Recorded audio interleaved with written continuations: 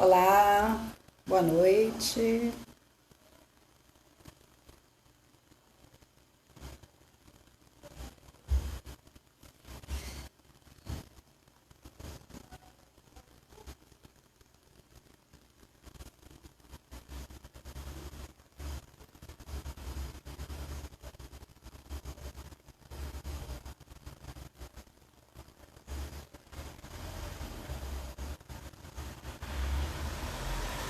Oi, irmã.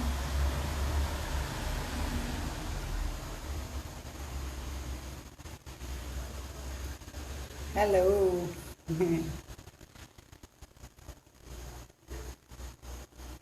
Oi, professor. Dani.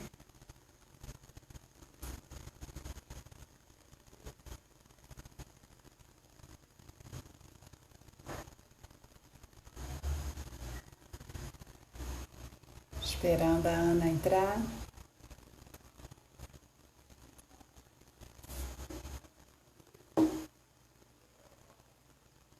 Enquanto isso, vou fazendo propaganda dessa mandala linda que está aqui atrás de mim. Essa mandala aqui é da Dani Casco. Dani Casco, Vicky, Vicky Casco. Desculpa, Vicky. Vicky Casco, underline, mandalas, tá? Quem quiser encomendar, ela tem cada coisa linda. Deixa eu achar a Ana aqui.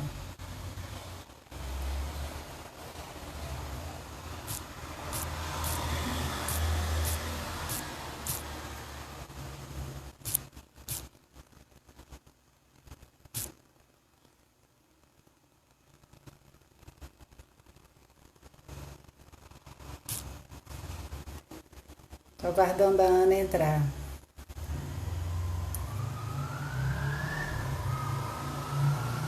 Enquanto ela não chega, eu vou apresentando, né? Vou falar um pouquinho dela. A Ana Paula de Araújo, ela foi minha aluna durante muitos anos e ela é nutricionista funcional. Nós batíamos, ela chegou. Nós batíamos muito papo enquanto ela caminhava na esteira. Paula.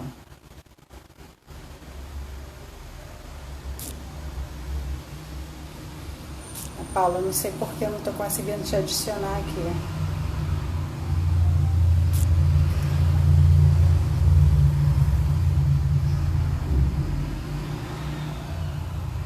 Não estou conseguindo te adicionar, Ana. Sugiro que você saia e entre outra vez na live, que eu não estou conseguindo te adicionar. Não sei se. Tá? E Ana Paula é pós-graduada em nutrição funcional, em fitoterapia, em nutrição funcional esportiva, em prática ortomolecular e, e nutrigenoma. E ela também tem uma extensão em prática ortomolecular. Nós vamos falar também em outro momento sobre o TEA. O transtorno de espectro autista, o TEA, eles são definidos por alguns comprometimentos específicos, né? Na área da interação social, né? Recíproca, a dificuldade da interação social, a dificuldade na comunicação, nem sempre é na comunicação verbal, né? Dificuldade às vezes de olhar para outra pessoa, de manter o contato visual. Levam a comportamentos estereotipados, né? Depois a Ana vai falar sobre isso, o que são esses comportamentos estereotipados. E vários interesses ficam restritos, né, em diferentes magnitudes. E esse conjunto de características nós chamamos de sintomas nucleares da doença, né? Ou a tríade do autismo, como são conhecidos esses três. Deixa eu ver se eu consigo adicionar a Ana agora.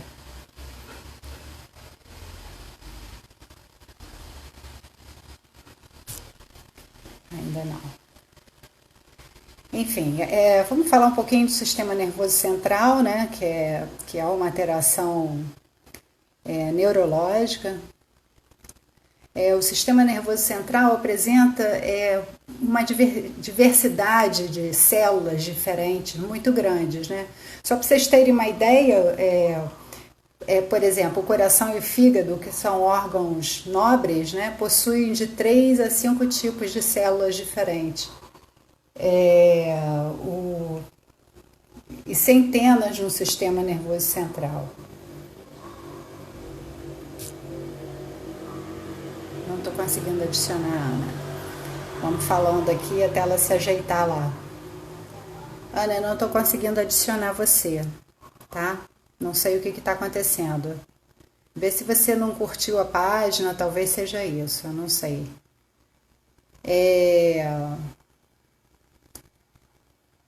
Enfim, o encéfalo possui centenas de células diferentes, né? Então, a dificuldade de reconhecer.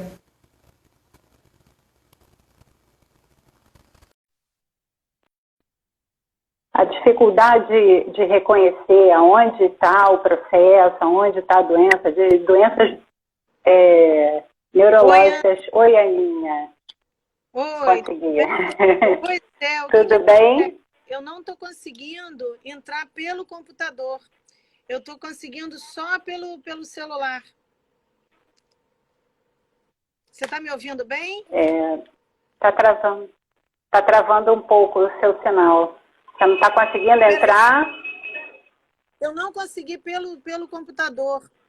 Eu só estou conseguindo... Ah, não. Pelo computador você não vai conseguir. É só pelo celular mesmo. É só pelo celular mesmo. Mas você está me ouvindo bem? Tá. Tá um pouco truncada a ligação. Você não tem um fone de ouvido, não? Pois é. Eu tenho... não... Eu não tenho Peraí, só um minutinho, Ana. Não, mas ficou melhor agora o sinal. Ficou melhor o sinal agora, tá? Eu vou falando aqui, tá? Tá. Tá. Então, eu estava falando da complexidade morfológica e funcional do sistema nervoso central, né? Então, é difícil detectar nas doenças neurológicas de forma geral, né, aonde que está, em qual sistema, aonde que se dá, né, pela complexidade e o grande número de células, diferentes células, né? E eles estão te ouvindo bem, tá, Ana? Eles estão te ouvindo bem. Estão ouvindo bem. Eu falei da tríade da TEA, né, que são a dificuldade do relacionamento, né, de interação, a dificuldade da comunicação, que nem sempre é a verbal, né, às vezes é outro tipo de comunicação, e os comportamentos estereotipados, né, que são os núcleos centrais da doença. Sim. E aí fala pra gente dos comportamentos estereotipados, o que seria isso? Veja bem, eu viso muito no meu estudo a parte digestória, tá, Ana? E eu faço, assim, uma correlação muito grande com a parte cerebral. A gente sabe que o nosso cérebro, ele é dividido em áreas onde você tem o senso maior da cognição, você tem o senso da fome, o senso da falta da dor, né? da sensibilidade da dor, da fala, enfim, toda a parte comportamental, ela tem todo um quebra-cabeça na parte cerebral, né? E o que eu viso mais no meu estudo, que como eu sou nutricionista, que você já falou, é justamente como o comportamento do digestório tem a ver com essa parte cerebral. Eu digo o seguinte, a gente sabe que muito maior na parte, assim, então está muito mais amplo, você tem muito mais diagnóstico do espectro autista, porque isso modificou muito. Antigamente, o que seria, né? O autista ele tinha que entrar numa característica para poder ser diagnosticado, porque, na verdade, você não tem um exame que fale que você tem um filho ou que é autista. E como o estudo avançou muito, a gente agora não chama mais autista, a gente chama transtorno do espectro autista. Por quê? Porque você sabe que tem diversas diferenças comportamentais que fazem com que ele não fique naquela característica. É justamente isso que você está falando, de determinado campo do cérebro ser mais ativado ou menos ativado. Então, o meu estudo, ele visa o quê? Se ele for mais ativado, o porquê que ele está sendo mais ativado bioquimicamente falando? Ele está sendo mais ativado porque na cascata bioquímica cerebral, nas conexões que o cérebro faz para que você tenha todo o raciocínio lógico, que são 2 lobos, tem o lobo direito e o lobo esquerdo, você tem toda uma parte enzimática. Essa parte enzimática é que o autista tem muito transtorno. Por exemplo, você vê muito relato de mãe. Eu trabalho com muito autista no meu consultório, eu trabalho com autistas até com síndrome de Down e autista, que também isso você já pega. Você pega, às vezes, esquizofrênico e autista. Você pega autista leve, né? Você pega síndrome de Asperger, que é um tipo de autista, mas ele puxa para uma inteligência, às vezes por um lado do campo cerebral maior. E o que faz isso bioquimicamente, essa transformação, e que faz essa individualidade, né? Essa particularidade de um responder de um jeito e o outro responder de outro?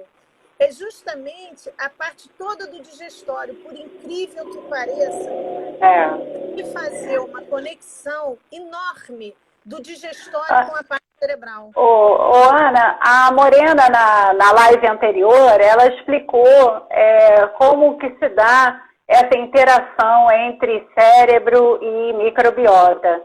Mas, para quem não assistiu, eu gostaria que você repetisse isso, explicasse o que é microbiota, a importância, de uma forma geral, de ter a microbiota saudável e depois fazer o link já no TEA, né? Para a importância disso no TEA. Veja bem.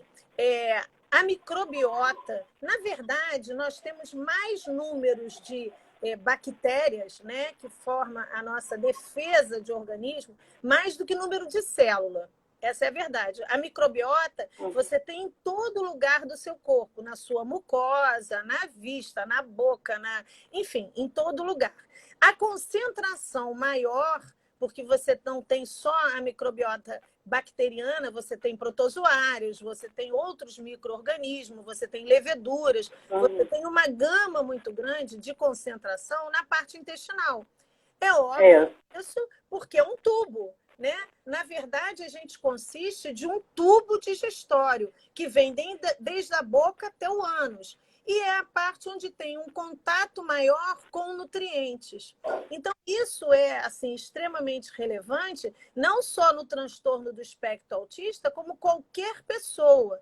Você vê muita gente hoje em dia agressiva na rua, do nada. Porque essa agressividade vem também não só...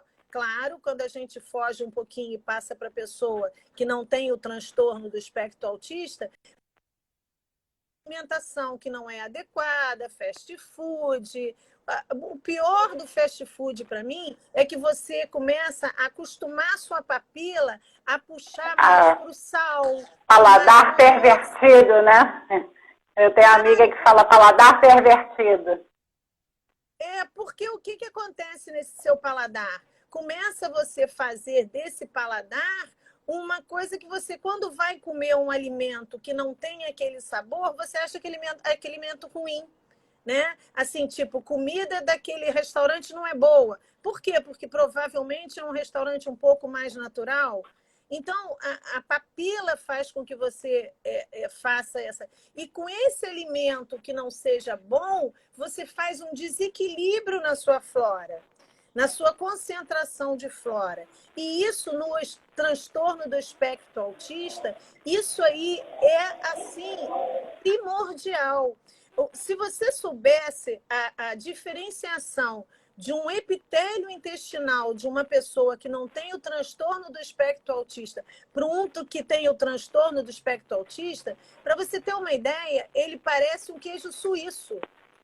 De tanto, assim, vulnerabilidade... A permeabilidade, né? Intestinal. Agora, o mais interessante que isso se dá, Ana, porque como ele tem um desequilíbrio muito grande bacteriano, ele tem um aumento muito grande de protozoário, ele tem um aumento muito grande fúngico, ele tem um aumento muito grande de leveduras, isso tudo faz... De bactérias patogênicas, né? Eu não estou nem chegando mais nas bactérias, porque você vai ver uma particularidade do meu estudo que é, assim, fantástico. O aumento da levedura é tão grande que essa levedura ela começa a se alojar na parede do intestino. Lembra que eu falei para você que ele se assemelha a um queijo suíço? Essas leveduras elas começam a formar esses tipos de fístulas. Essas fístulas começam a espoliar o sistema imunológico, fazendo com que ele tenha uma intolerância cada vez maior no digestório alimentar. Agora, Ana, tem muitos estudos já mostrando que talvez o transtorno do espectro autista seja uma doença autoimune, porque ela altera tanto o sistema imunológico que eles estão ventilando a ideia dele ser uma doença autoimune. O que você acha disso? Na verdade, a gente não tem ainda um estudo muito fechado em relação a isso, tá? Porque ainda tem muito a se descobrir desse transtorno do espectro autista. Mas o que eu vejo, né, principalmente na minha prática clínica, é que a mudança comportamental, quando você tem todo um protocolo nutricional diferenciado, é gigantesco, Ana, é gigantesco. Porque com essa espoliação do sistema imunológico, o que acontece essa espoliação do sistema imunológico?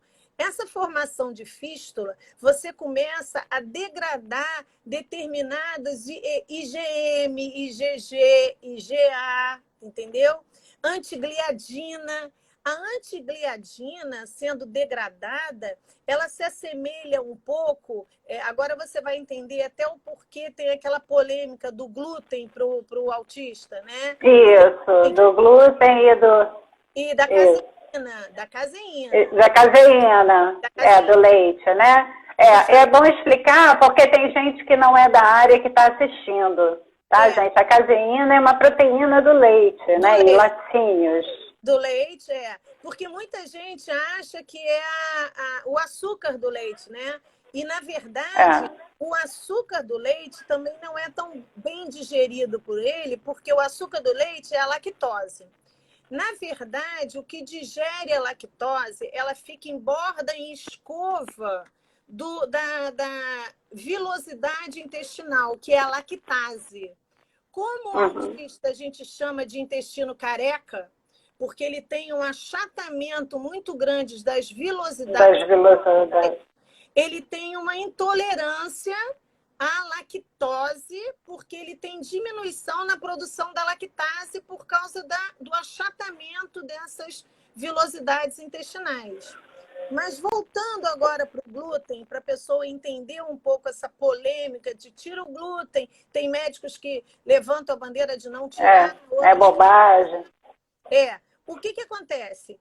Com a degradação da gliadina, da antigliadina, ele começa a ter uma intolerância muito grande ao glúten. Então, na verdade, quando ele se alimenta com o glúten e com a caseína, ele promove gluteomorfina e caseomorfina. Essa produção de caseomorfina e de gluteomorfina, caindo na corrente sanguínea, vai ter toda uma resposta diferente cerebral. Então, a excitação cerebral, ele vem muito toda essa desbiose dele. E eu ainda vou até um pouco além, tá? O digestório, o comprometimento digestório é muito grande.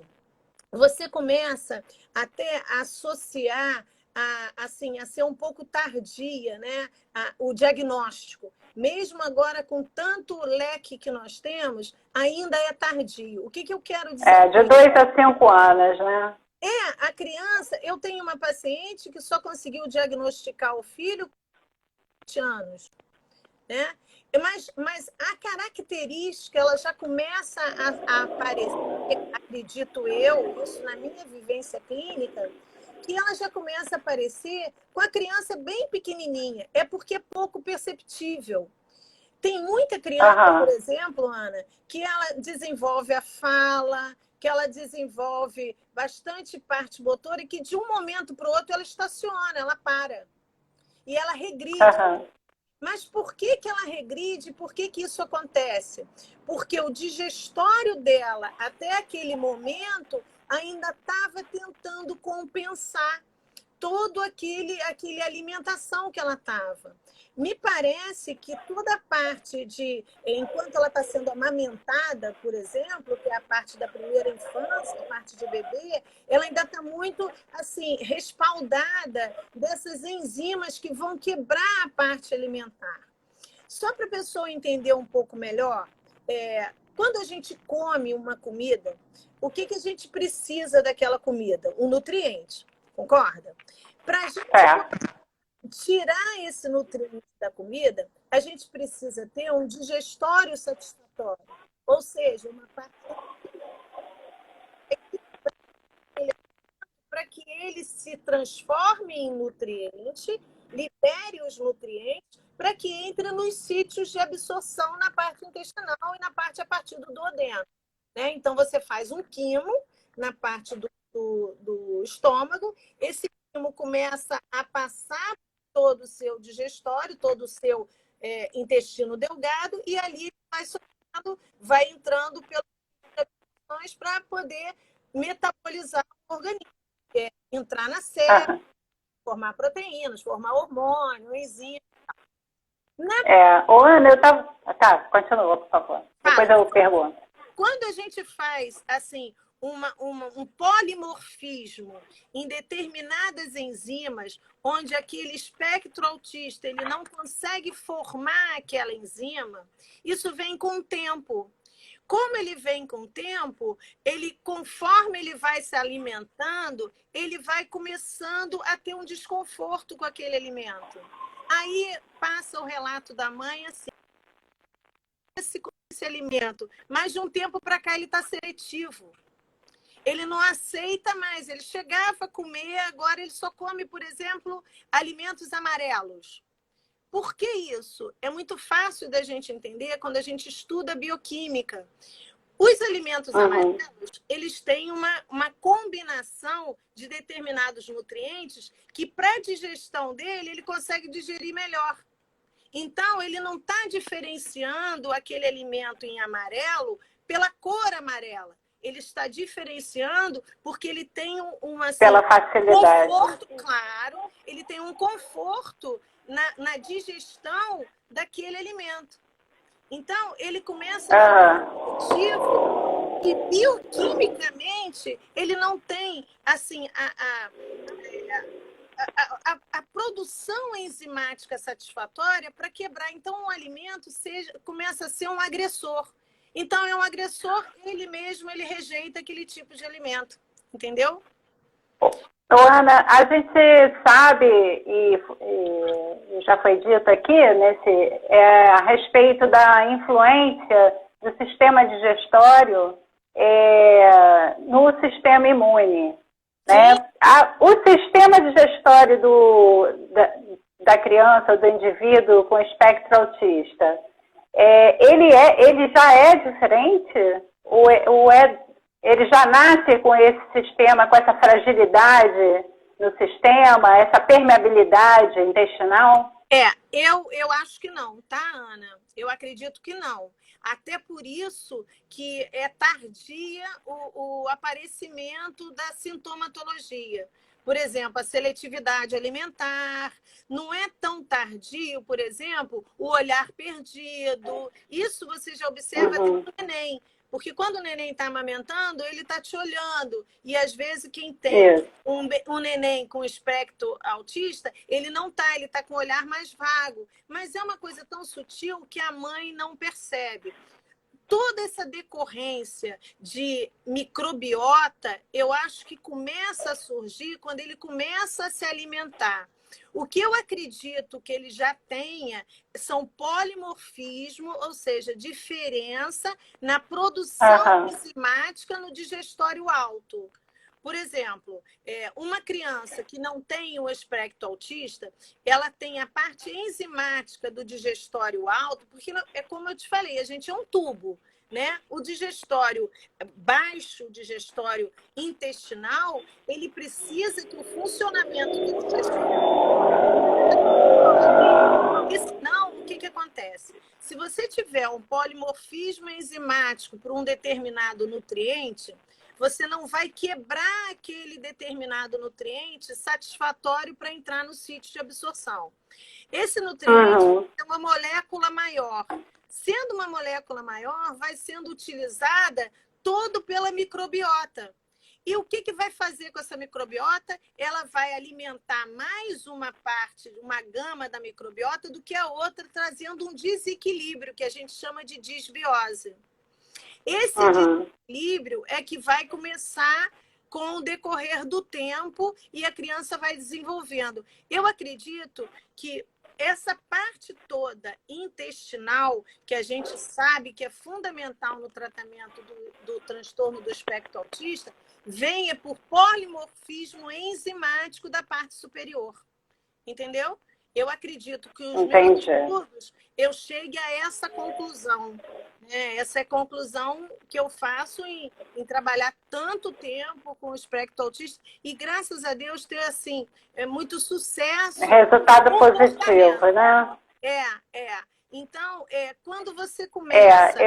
Porque, assim, o tratamento medicamentoso, né, ele vai trabalhar no sintoma, né? Não trabalha no núcleo principal, né? Ele vai trabalhar aí numa diminuição só que são psicofarmacológicos, né? E acaba destruindo outras áreas do cérebro que não, pelo uso contínuo da medicação, né? E acaba dificultando a parte educacional, comportamental, de você trabalhar de forma mais efetiva, né? Além da obesidade decorrente... Com certeza. Mas eu acredito nisso que tenha também um polimorfismo muito grande enzimático.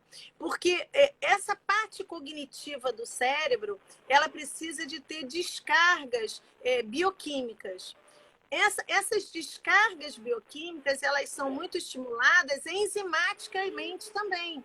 Então, se você tiver uma baixa enzimática, você pode ter aquele lugarzinho do cérebro que ele talvez não esteja tão...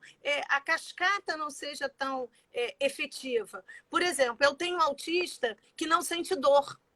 Eu tenho uma autista no meu consultório que ela, o tempo inteiro, ela fica batendo com a cabeça na parede. Sabe aquilo pou, pou, pou, batendo com a cabeça? Que é um tipo de uma estereotipia. É até legal a gente falar sobre estereotipia também, porque a estereotipia, ela é uma coisa que incomoda muito ao familiar. Porque, na verdade, para o autista é um conforto. Sabe aquele movimento repetitivo para ele dar uma calmaria? Engraçado, até a gente levando agora para uma pessoa que não tem o espectro autista, você às vezes tá nervosa, você balança a perna. Você não faz isso às vezes? Ou o braço, ou o pé, ou a cabeça. Eu faço assim, ó. Mas eu digo... A cabeça fica assim. Mas eu digo assim, tem muita gente que cruza a perna e fica sacudindo, né? Sacudindo o pé. Isso é um tipo de estereotipia também. Por quê? Porque é um movimento repetitivo que te traz calma. Então, como o autista, né? O espectro autista, ele está muito assim, intoxicado, ele é um ser inflamado. A gente tem que pensar também O cérebro doente é um cérebro inflamado, né? Toda doença neurológica passa por uma inflamação, né? Um sistema de inflamação. Ele tem uma desordem muito grande na parte toda cognitiva, na parte toda cerebral, naquela parte em que ele tenha que se conectar consigo próprio. Né? Então, aquilo é muito difícil. E eu já tenho autista, por exemplo, que cai no chão e chora porque caiu no chão e machucou o joelho. Então, você vê que tem muita assim, diferenciação na parte realmente enzimática. Aquele que realmente ele não tem tanta sensibilidade à dor é porque aquela enzima que vai desencadear o processo todo dele, que vai mexer no senso da dor, ele tem muito diminuído. E, no entanto, um outro já não tem tanto diminuído e ele consegue ter um pouco mais de dor. Então, isso, para mim, é que vai diferenciar e vai fazer um grau menor, um grau maior. Entendeu? Então, são coisas que todo digestório tem extremamente comprometimento na parte cerebral. É fundamental. Uhum. Agora, a estratégia nutricional é que é uma coisa que você tem que fazer bem devagarzinho e com muita calma. Porque eu li alguns artigos falando sobre a quantidade que algumas crianças, no caso, essas pesquisas estavam sendo feitas com crianças, que além deles comerem muito rápido, comiam um volume muito grande de comida. Você observa isso também no consultório? Não observo tanto, não. Eu observo, assim, como ele não tem foco, o autista ele não tem foco, ele tá assim muito além, ele parece que tá assim perdido, ele não é aquele de olhar no olho, ele tem toda uma característica dele, ele não foca na parte alimentar. Então, se ele comer e ele sentir que alguma coisa está chamando uma outra atenção, ele sai, ele foge. Eu não vejo assim uma compulsão muito grande alimentar, não. Eu vejo, eu vejo mais uma compulsão alimentar quando eu trato de síndrome de Down. O síndrome de Down tem uma compulsão alimentar maior, né? E ele tem uma particularidade, eu sei que não é o nosso tema, mas ele tem uma particularidade muito grande para gordura, ele tem assim uma vontade muito grande de gordura, até porque ele tem um risco cardiovascular muito grande em decorrência dessa prevalência que dá, entendeu? Preferência, né? Com certeza. Ana, tem aumentado muito, né, o número de autistas. Estão falando 1 a cada 150. É muito grande, né? Menor isso, hein? Tá 1 a cada menor? 60, hein? O último estudo que eu vi estava 1 a cada 60. Mas, de qualquer maneira, eu acredito que seja porque mudou esse perfil de você... Porque, na verdade, o autista, para o médico diagnosticar, como você não tem um exame específico para isso, ele tinha que corresponder a todas aquelas características. Todos os critérios, né? Aquilo, roda em giro, anda na ponta do pé, o foco fica muito quietinho, o foco dele não é social, ele é antissocial, ele não interage, blá, blá, blá. Correspondeu a tudo, assina embaixo, é autista. Então, isso é uma coisa muito assim, né, leviana de você só analisar aquilo e já fechar um diagnóstico. Então, com o estudo ter aumentado e ter passado para ser um transtorno do espectro autista, fez com que realmente aumentasse muito esse leque de estudo, né? Então, com esse leque, eu acredito que você tenha enquadrado maior número de crianças, aumentando muito a estatística. Eu acredito. E não só isso também, né, Ana? A gente tem que pensar que o mundo deu assim uma evoluída muito grande em muito pouco tempo. A gente sabe que o espectro autista ele tem um fundo genético grande.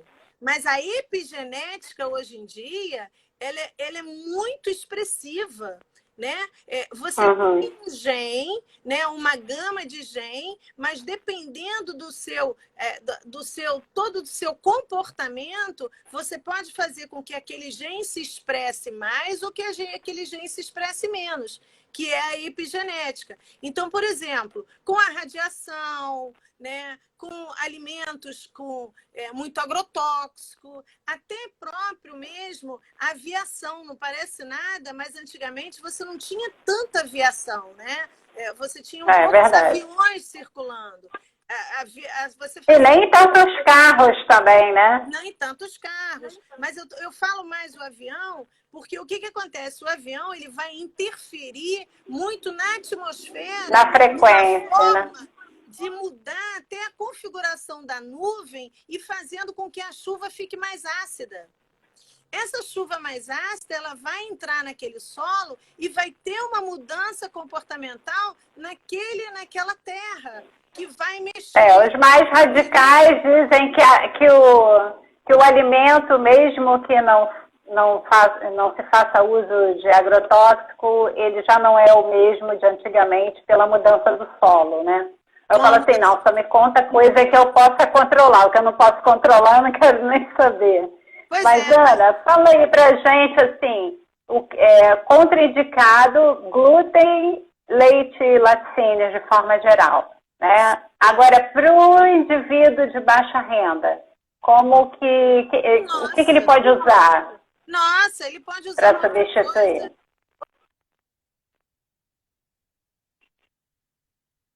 A gente precisa muito de proteína, né? A proteína é fundamental à vida.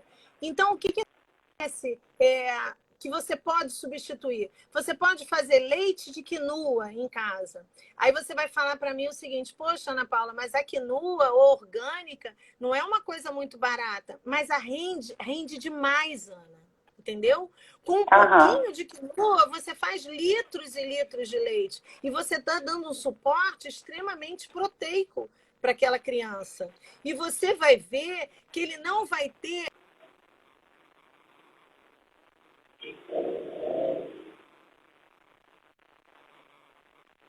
de relato de mãe, porque eu não tenho autorização das mães para colocar na mídia, enfim, né, a mãe falando do filho, mas eu tenho assim mães que me agradecem e falam: pô, você está na minha oração toda noite, porque você mudou a minha vida.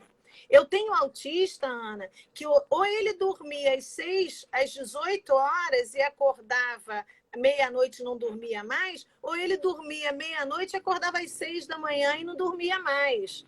Ele ficava no chuveiro porque ele tem muita afinidade por água. Geralmente eles gostam de água. Sim. Né? Então, eles no chuveiro o tempo inteiro da mãe não aguentar e gritavam, enfim, né? Então tem porque você tem diversos tipos de autista. Você tem aquele que é muito caladinho, você tem aquele que é agressivo, enfim. Então essa foi a pior autista que eu tive, uma menina, que você sabe que a prevalência é mais... a prevalência é em homens, né? Mas eu tive uma menina, inclusive eu fui até chamada para dar uma palestra, quer dizer, apresentar o caso clínico dela na pestalose, isso já há bastante tempo atrás, para o terceiro período, se eu não me engano, de TO lá, porque o sucesso foi tão grande com a menina e ela se tratava lá, que eu fui lá dar uma palestra de falar como eu fiz o tratamento todo com ela. E ela era uma pessoa de uma renda bem assim, não era uma renda muito grande. Ela se fazia o tratamento todo na pestalose, a mãe lutava com muita dificuldade, e nós tivemos assim um sucesso muito grande. Agora, de qualquer maneira, você inocular lactobacilos, usar... Hoje em dia você tem assim inúmeros lactobacilos com diferentes funções. Então, agora você tem como inocular um lactobacilo que seja mais específico para aquele. Mas vamos supor que a pessoa seja de muito baixa renda, que isso, claro, requer, né, um poder aquisitivo um pouco maior. Que ela use até um kefir, eu acho até que o não fazer nada é o que é o pior. Entendeu? Vai desequilibrar cada vez mais a flora. Tem uma pessoa aqui que falou de coco verde ou amendoim, que ela usa para o filho e o filho aceita bem.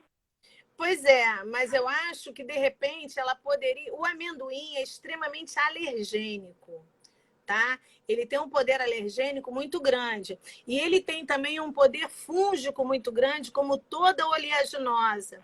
Então, eu acho que, de repente, poderia começar a tentar substituir isso. Por exemplo, com o que ela pode substituir? Às vezes, Ana, ele tolera o amendoim até pela crocância. Até determinada idade, né? E o uso contínuo.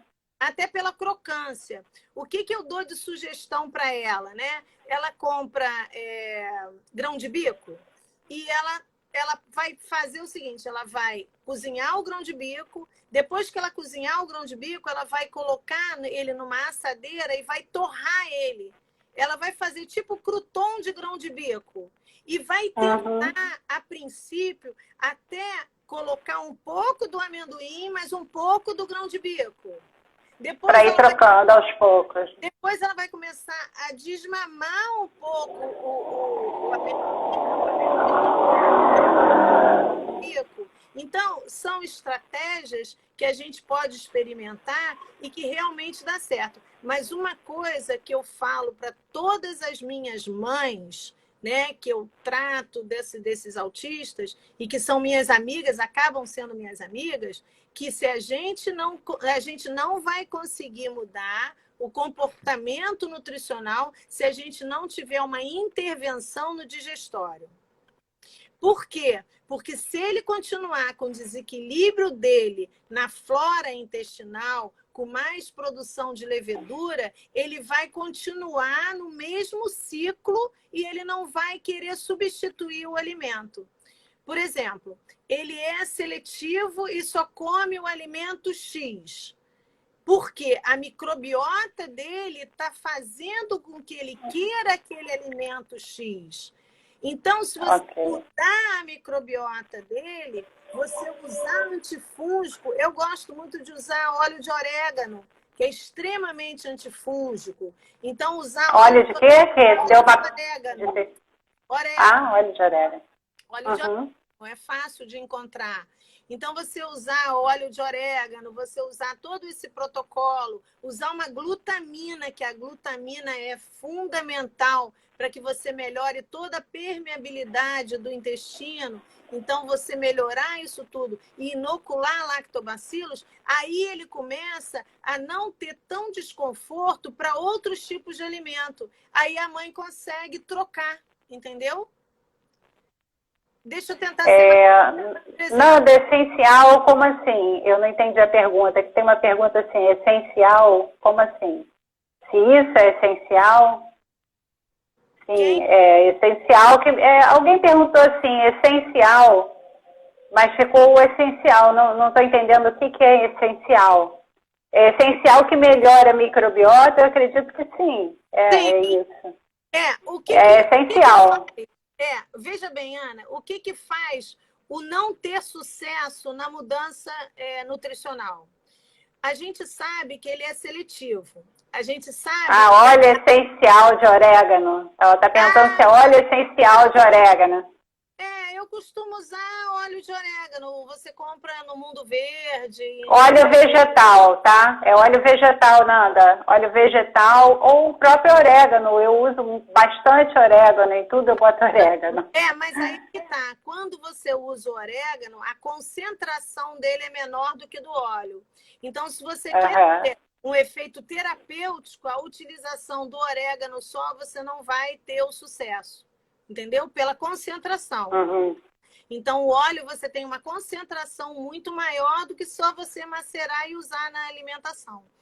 Mas o que eu digo é o seguinte, tem muita mãe que vai no meu consultório, faz tudo direitinho e depois volta e fala, Ana Paula, não consegui, ela não comeu o que eu... Se ela não comeu, é porque a gente não conseguiu mudar o digestório dela.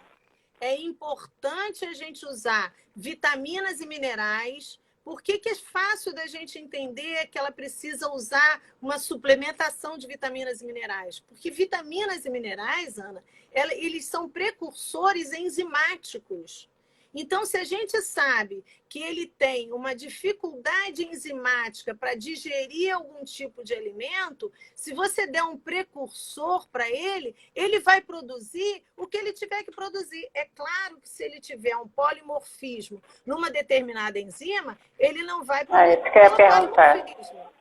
Mas se ele não tiver um polimorfismo tão exacerbado, ele vai produzir aquela enzima tendo maior aceitação de outro alimento. E no caso do polimorfismo exagerado, você tem resultado positivo? Você já teve essa experiência? Olha, Ana, essa paciente em especial que eu te falei, ela foi a pior autista que eu já tratei na minha vida, assim, em matéria de grau. Não só pela dificuldade do poder aquisitivo da mãe, sem o pai, enfim.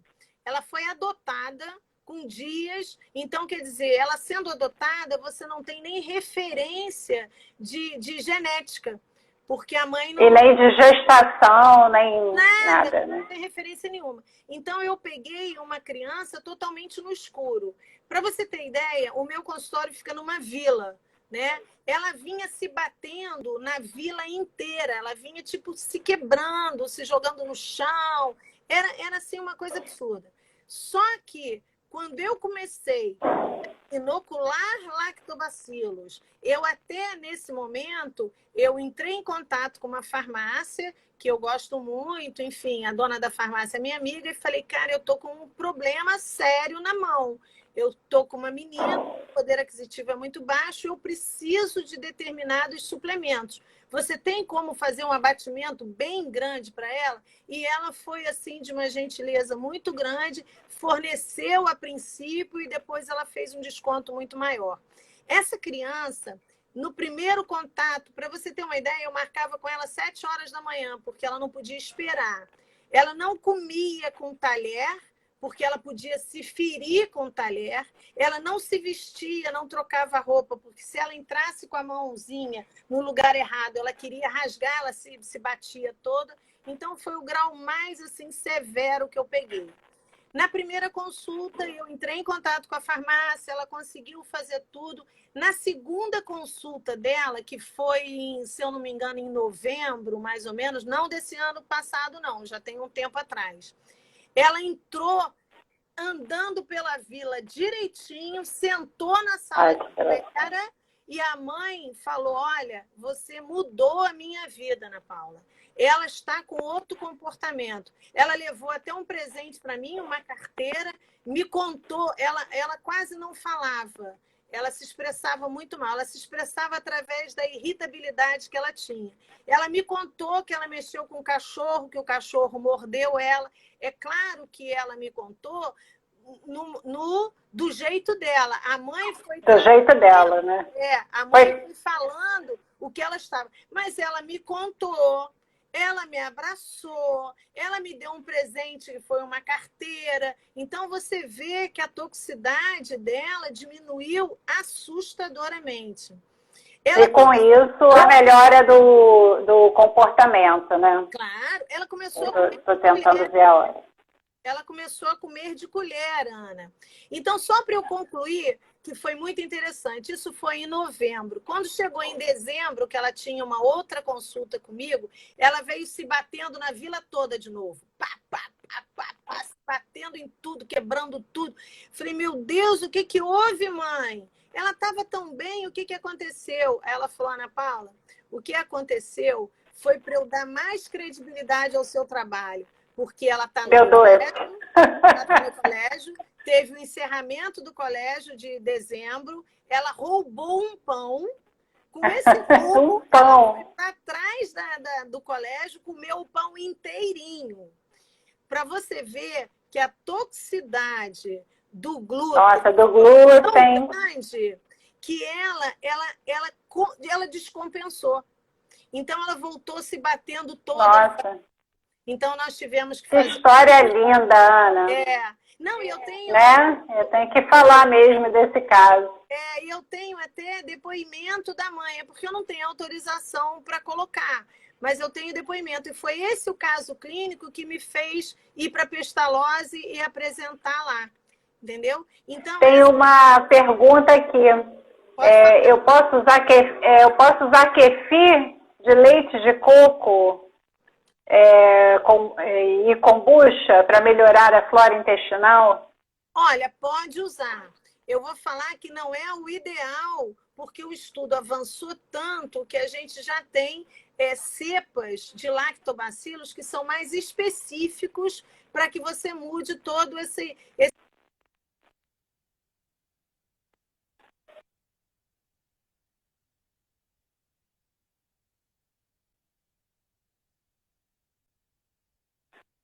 Oi? Não, deu uma travada aqui. É que nós temos, acho que 5 minutos só. 10 minutos. Tá? Você quer... Por quê? Então, vamos lá. Ela pode utilizar o kefir, mas a gente sabe que não é totalmente o ideal pela facilidade de hoje, de que nós temos estudos avançados de lactobacilos que são mais próprios para que essa mudança comportamental seja mais rápida. Por exemplo, aceitação de mudança nutricional, enfim. Mas o que eu quero botar bem claro é que a nutrição ela é fundamental em todas as áreas multidisciplinares. A criança começa a ter uma resposta melhor na parte da fono, ela começa a ter uma resposta maior na TO. A equipe toda multidisciplinar começa a ter assim, uma diferença, ela vê uma diferença na criança tão grande que é assim assustadora. A gente pode modificar muito a vida de quem tem uma criança do espectro autista, a gente pensando na parte alimentar. Eu te sugiro agora, bom, Ana. Como tem pouquinho tempo, se você tiver alguma pergunta aí que você acha que seja mais pertinente ou que a pessoa precise ainda ser esclarecedora, que se você... Pois eu tô olhando aqui para ver se tem alguma pergunta. Alguém falou de óleo essencial. Um filho tem autismo leve, foi diagnosticado com 3 anos. Percebeu as características dele quando ainda era bebê. A mãe atenta, né? E começou a buscar especialista quando ele tinha 1 ano e meio. Mas você sabe que eu acho que a primeira pessoa a fechar diagnóstico é a mãe, tá? Ela só precisa do profissional para se certificar. Mas eu acho que a primeira pessoa que fecha o diagnóstico... Para fechar o diagnóstico é a mãe. Com certeza. Tem alguma outra que queira falar sobre... Você acha que eu fui clara? Tem algum ponto? Acho que foi clara. Assim, alguns sintomas que eu achei aqui na literatura, né, falando da flatulência como principal sintoma gástrico, né? O porquê da flatulência? Entender. Se o alimento não for bem digerido, o que vai acontecer? A bactéria vai utilizar como substrato. O que a bactéria faz? Ela fermenta. Se ela fermenta, ela distende o abdômen e ela aumenta a flatulência. Então, fechando cada vez mais a nossa linha de raciocínio no digestório alto, influenciando no digestório baixo. Fecha cada vez mais a linha de raciocínio. Entendeu? Tem mais alguma outra aí que a gente possa esclarecer? Eu queria que você falasse só um pouco mais, né? Que a Morena já falou na live passada, mas eu queria que você falasse um pouco mais, se der tempo, da influência do sistema digestivo, né? E da microbiota saudável no sistema imune. Que uma das características no autista é o sistema imune, né? Justamente por isso, porque essas leveduras, elas entram, elas se aderem na parede do epitélio do intestino e ela forma fístula. O que acontece? O nosso intestino é extremamente de sistema imune ali. A gente tem células Gaudias, células Baum extremamente seletivas. Não é o intestino que vai fazer a captação para o sangue do nutriente? Então, se ele não tiver ali uma barreira para tudo, essa leve da parede é que ela começa a formar algumas fístulas, e essa fístula vai chamar a célula de defesa, IgG, IgA, IgM.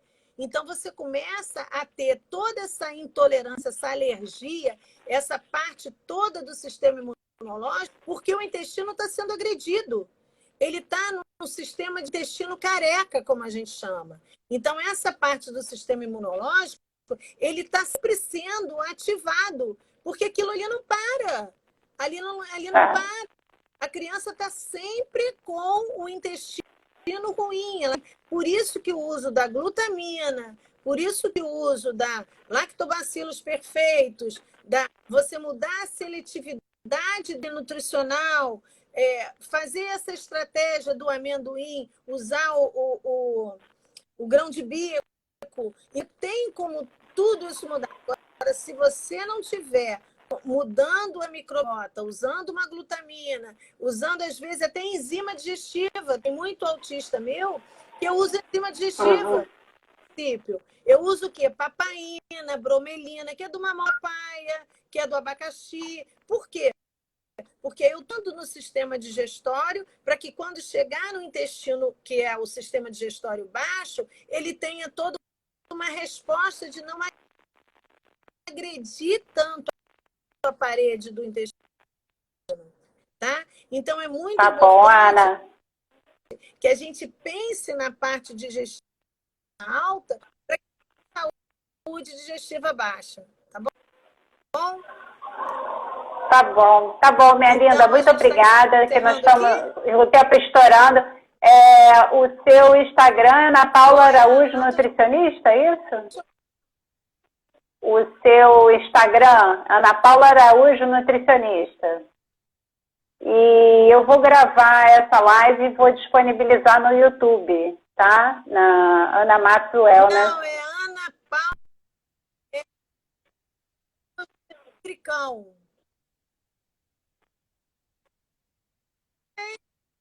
Pode contar comigo aí para o que você precisar aí. Eu tá bom. Show de bola de nutricionista.